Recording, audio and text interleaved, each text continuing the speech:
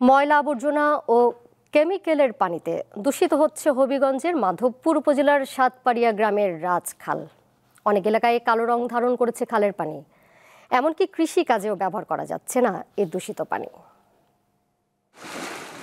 এভাবেই বিভিন্ন শিল্প কারখানার ময়লা আবর্জনা ও কেমিক্যাল পানিতে মিশে দূষিত হচ্ছে মাধবপুর উপজেলার সাতপাড়িয়া গ্রামের রাজখাল।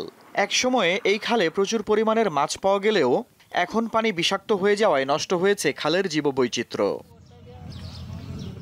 খালের দূষিত পানিতে নেমে প্রায় মারা যাচ্ছে গবাদি পশু ও হাঁস মুরগি। দেখা দিয়েছে স্বাস্থ্য ঝুঁকি, বাড়ছে রোগবালাই। স্থানীয়রা জানান, বিভিন্ন শিল্প কারখানা থেকে নির্গত বিষাক্ত বর্জ্যই দূষণ সৃষ্টির মূল কারণ। সিডার মতন পানি যখন বর্ষা সিজন আস্তে মাঠে ছড়ায়, তখন আমাদের মাঠে কোনো ধান হইতেছে না।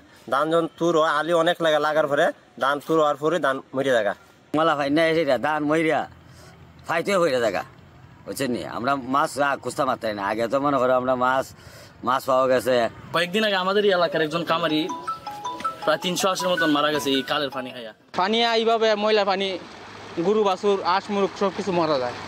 আমরা বিশেষ তাকে পাওয়া যায়। দূষণ বন্ধে দ্রুত কার্যকর পদক্ষেপ নেওয়ার দাবি পরিবেশ কর্মীদের। কলকারখানাগুলো উৎসে বর্জ্য পরিশোধন ব্যবস্থা একেবারে নেই বললেই চলে, এবং সেটি নিশ্চিত করার জন্য যে দায়িত্বশীল প্রতিষ্ঠানগুলো রয়েছে তাদের উদাসীনতা অনেকাংশে দায়ী। আর তাদেরকে না থাকাতে তারা যথেচ্ছভাবে তাদের কলকারখানা চালু রাখছেন এবং বর্জ্যগুলোকে একেবারে আমাদের নদী খাল জলাশয়গুলোকে নিক্ষেপ করছেন। মানুষ প্রাণ প্রকৃতি না বাঁচলে পৃথিবীকে ভালোভাবে রাখা যাবে না। আমাদের এই কলকারখানার বর্জ্য দূষণ বন্ধ করতে হবে, তা না হলে স্বাস্থ্যকর পরিবেশ নিশ্চিত করা যাবে না। এটা যে বিরাট নেতিবাচক প্রভাব তৈরি করেছে অত্র অঞ্চল এবং জাতীয়ভাবে, সেটা আমলে নিয়ে সরকারকে অবশ্যই এই শিল্প দূষণ বন্ধ করা দরকার। তবে আমাদের আসার উদ্দেশ্য হচ্ছে, আমরা এলাকাবাসীর সাথে কথা বলেছি, সাধারণ মানুষকে নিয়ে আমরা ঐক্যবদ্ধ আন্দোলনের মাধ্যমে সরকার যাতে এই সমস্ত দূষণকারী শিল্প প্রতিষ্ঠান বন্ধ করতে বাধ্য হয় সেই জায়গায় যেতে হবে। খালের পানি ও পরিবেশ দূষণে সম্পৃক্ত শিল্প প্রতিষ্ঠানগুলোর বিরুদ্ধে ব্যবস্থা নেওয়া হবে জানিয়েছে পরিবেশ অধিদপ্তর।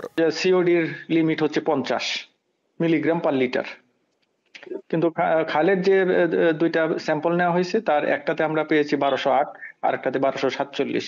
তার মানে অনেক হাই। আমরা সাধারণত যেটা করি যে এটা আমাদের স্ট্যান্ডার্ডের বাইরে থাকলে আমরা তাদেরকে নোটিশ করি, তারপরে একটা শুনানি হয়, অর্থাৎ এনফোর্সমেন্টের আওতায় তাদের আমরা আইনগত ব্যবস্থা নিয়ে থাকি। অর্থাৎ আমাদের পরিবেশ আইনে সেই প্রক্রিয়াটা আমরা অব্যাহত আছে আর কি।